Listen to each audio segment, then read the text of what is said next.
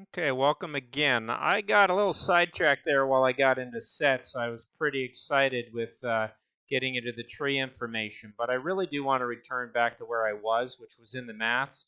And I was just finishing those up, I think, at 55D out of the scripts that I'd made so far. So basically, I didn't want to skip over complex numbers and creating complex things, but I do want to say that even though I can't fathom really how I'm going to use the square root of -1 equal to I, an imaginary number, as geometry. I can't wrap my head around imaginary numbers becoming a real thing. So what I'm going to do is use those nodes to generate data that I can bring in a real and imaginary number.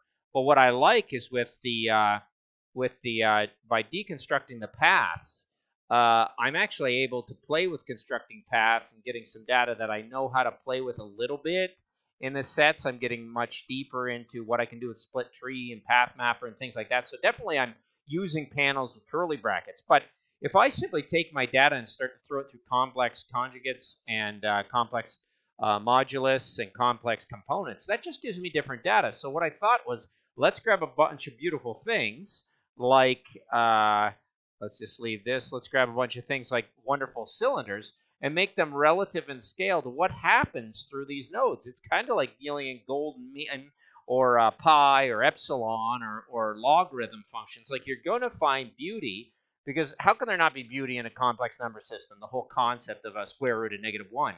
So I'm just going to basically break it into surface points, keep it at a low count, a UV count, put them into polylines, which was pretty boring to start. It's pretty straight. So what I did, I played with interpolating, and that wasn't very good. But I found when you put them into the NURBS curves, you really start to find the power of why NURBS is has so much beauty associated with it. So with a quick EMAP and bringing those into a piped material, you can see how gorgeous there can be. And of course, I have one invalid, or not invalid, but it was repetitive as a geometry, so I just left it out. I just called it out here. And that said, that's really how many cylinders I brought in, how it controls the data. But I let these arguments and components, conjugate, modulus, and argument, dictate this form. And so that's how I ended up with it. And I honestly might have thought of a form like this, but think of, not form following the function, but find the function in that form through the pureness of the beauty of the mathematics. I have to slap this meter stick on the table to shut my kids up, but I don't think it's going to work on Ella. She's acting a little crazy. So anyway, very cool little script. I'll leave it in there. It'll probably go under 87, and I'll get back into this, pop that into a group, and throw it into a decent color.